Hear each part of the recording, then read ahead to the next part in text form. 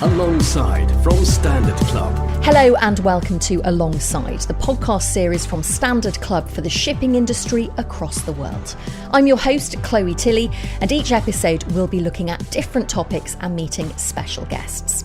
This time, as the need to reduce carbon emissions becomes more urgent, our focus is on alternative fuels. Both our guests are joining us from Singapore.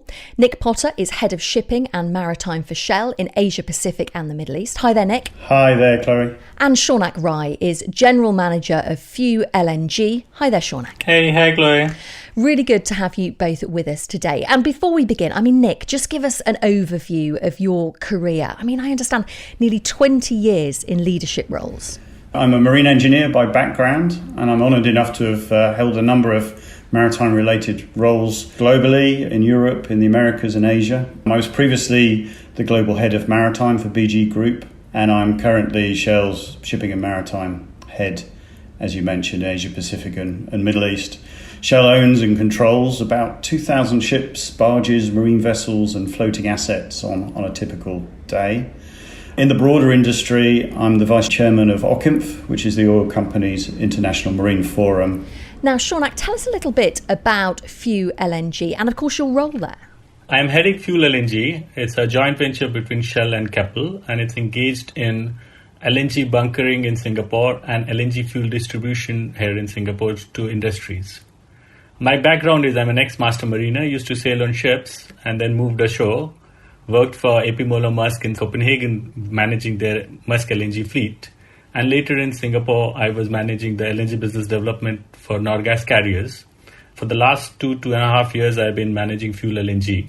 Now, the International Maritime Organization has set ambitious decarbonisation targets, a 40% reduction in CO2 intensity in the global shipping fleet by 2030, increasing to 70% by 2050. That's compared to 2008 levels, and reducing total annual greenhouse gas emissions from international shipping by at least 50% by 2050. However, there are calls from across the industry to go further, with a clear trajectory to net zero emissions. Nick, I'm wondering, how important is the shipping industry's role in realising a net zero carbon future for the whole world? It's critical. Our customers, society, and I think all of us, perhaps on this podcast, expect the shipping industry to play its part in a zero carbon future. And the majority of the world's governments have committed to the Paris Agreement. I believe that the majority of ship owners and managers feel a really strong responsibility to decarbonise. And so the reality is that shipping needs to find a pathway to decarbonisation, and it needs to start now. Well, Saunak, take us through shipping's decarbonisation journey so far. What are the main technologies that are available, the new fuel options, and indeed what's their impact? The current fuels which are available, and now what I'm saying is the fuel which are being used day to day these days on ships. You can list them in your hand.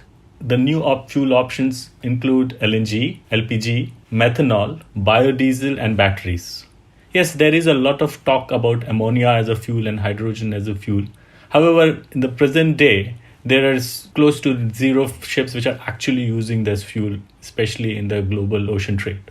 LNG has been available throughout the world in different places, and that has actually resulted in close to 500 ships now being LNG fueled or LNG ready. Batteries have seen an immense growth in last 3 to 4 years. However, because of it's very expensive batteries themselves, and secondly, because of the weight to power ratio of the batteries, they're largely used in smaller ships or ships which are going within the local port or within the local area. You're outlining there, Saunak, the number of new fuel options available. I'm wondering if I can get the thoughts from both of you on longer term, which of those new fuel options become more viable. Maybe Nick, you could start.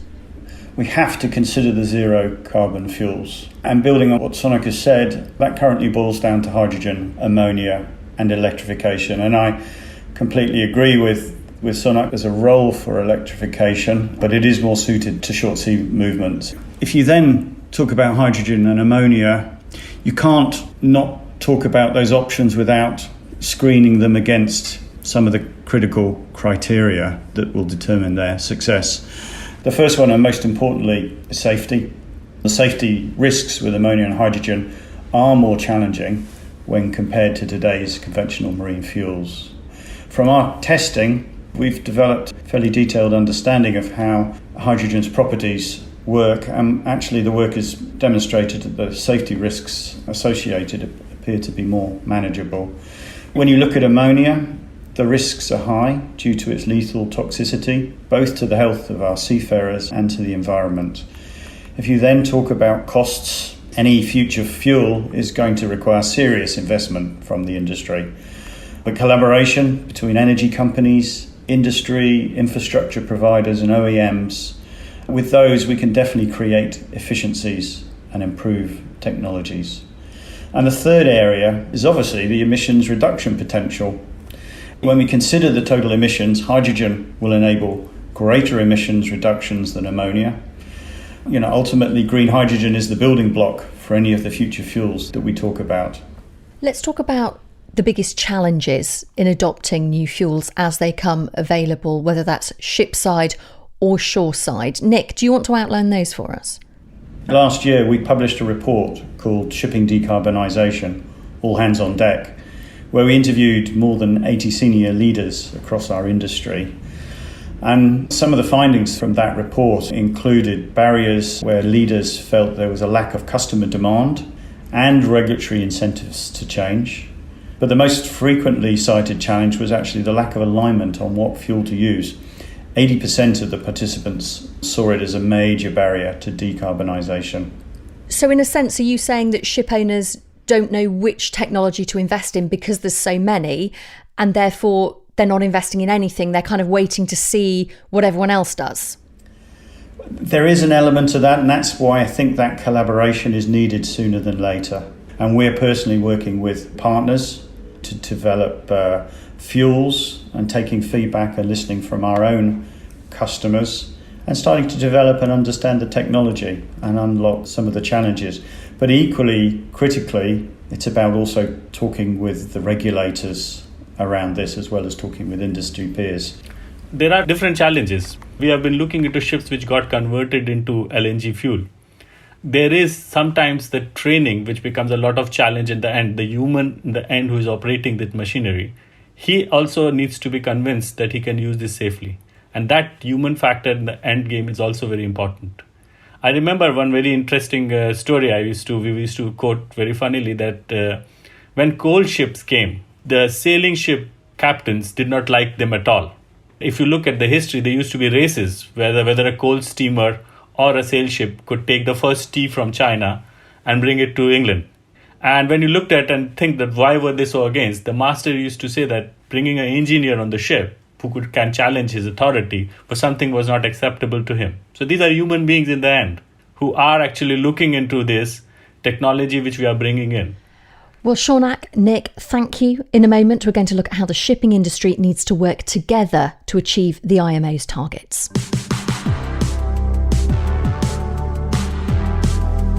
Alongside. So, Saunak, how do you think the shipping industry can collaborate with others to achieve a greener future? There are two ways where we can look into this collaboration. First, the decarbonization itself is a global need of all energy users, whether they are at shore or at sea. And if you look at it, all the fuels which were used in shipping, the coal, the diesel, the fuel oil or the LNG, first were used ashore as power plants and then they were derived from there and to sea. Another way to look at this collaboration is through technologies. If you look at a fuel, yes, using a fuel will reduce the carbon emissions of the ship, and then you can include it with other technologies. There have been testing going on for using sails. There's been a lot of research done on using bubbles around the ship, which can reduce the fuel oil consumption. The propellers can be more efficient. The hull paint can be made more efficient. So if all these technologies, which are collaborated along with the fuel choice, the fuel itself, it can bring up the decarbonization in a much efficient manner, much faster manner. I agree. Your point's a great point, Saunak. We consider you can achieve 25% or so just in energy efficient technologies with some of the examples or all of the examples you talked about before. Add to that to the benefits of around 22% on the LNG reduction, and you can get close to the IMO's targets. And then if we consider fuel cells that can take agnostic types of fuels, we could start potentially putting LNG through fuel cells and then transition when hydrogen has been sufficiently commercially scaled to move to hydrogen. So there are ways where we can start to make choices already around the fuels that we use so that owners don't have to get caught in that wait and see mode. So Nick, what are your views on collaboration and how the shipping industry needs to collaborate, maybe specifically with organisations as well? We need to work very closely with our own customers and partners leading the way in energy transition. And some of the examples of those partnerships that we're very actively involved in is we're increasing our partnerships across the technology and the value chain so that we can learn together and support the journey of our customers. We're also a founding member of the Sea Cargo Charter, where we've committed to come together with others to collect emissions data across all of the ships that we charter. And we'll be setting a standard reporting process and publishing the data every year. We're also stepping up our engagements directly with governments and industry groups to further the decarbonisation agenda. Saunak, do you think there are specific organisations that the shipping industry should be collaborating with? Actually, I'll change the word from should be to they are already collaborating. So if you look at the agencies like OCIMF, SICTO, SGMF, and looking into more agencies like European Union where they are setting up an agenda. On one hand, you have technology providers. On one hand, you have oil majors, national oil companies, as well as international oil companies. And on other hand, you have regulators. And not to forget, the most important part is the consumers, the users of the fuel, as well as the end customers of the products which we are using. And this whole collaboration has to be in one complete cycle to ensure that together we move towards a common goal of decarbonization. So far, we've talked about the shipping industry as a whole, but Nick, I'm wondering if different types of vessels and trade routes are going to need to apply different approaches to alternative fuels. Yes, we do expect different parts of the industry to adopt certain solutions because they've got different needs and they've got differing constraints. Ferries, for example, may be most suitable for batteries. And we've just announced, in fact, the order of a fleet of fully electric ferries in Singapore. And we're using these to develop our understanding of the potential of batteries. For container ships, certainly on set routes, it could be that ammonia is the most suitable. But for international shipping, for the reasons I mentioned earlier, we've come to the view that hydrogen is likely to be the dominant fuel, with LNG playing a vital role in the interim so that we prevent cumulative emissions while hydrogen is being developed commercially and at scale.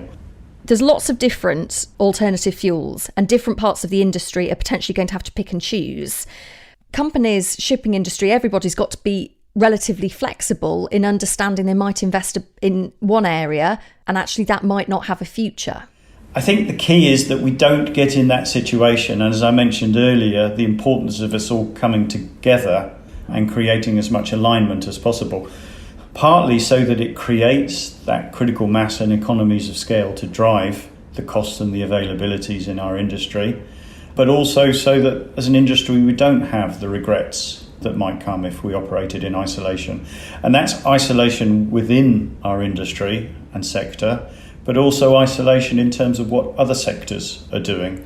It's important to understand what the power generation sector is doing, what aviation is doing, what road transportation is doing, so that we can maximise the logic and the synergies of the zero carbon fuels in the future. Now we're going to end on a positive note. We're going to be optimistic. We're going to imagine for a moment that we're in the year 2050. The IMO's goals have been successfully met. And I want to know from both of you, maybe Saunak, you can begin on this. How did we get here? I would say that, in 2021, we started with ships, as many as possible new builds were built on LNG fuel. And these ships, as the years went by, included more and more efficient technologies to reduce their emissions and increase their propulsion efficiency. And as they came near 2030, these ships started using a blend of LNG and bio-LNG to further reduce their emissions. Meanwhile, the fuel cell technology was being developed And it was developed to a manner that we now, from 2030, we stopped ordering internal combustion engines and completely changed to fuel cell engines. And somewhere in the next 4-5 years, we found these fuels, which could be developed at a large scale at a low cost. And using the same ships, the fuel cell ships, we stopped using LNG and changed over to this fuel. A little closer to 2038, 2040, now that we have these big fuel available, we totally started developing fuel cell ships with only hydrogen or ammonia as fuel. And today we are standing here in 2050 with ships which are 100% green with zero carbon emissions. Nick? I think it's a great question. And of course, we actually don't exactly know what the IMO's goals are going to be by 2050. And by the way, I hope to be long retired by then. But that doesn't make me any less accountable today for driving the journey.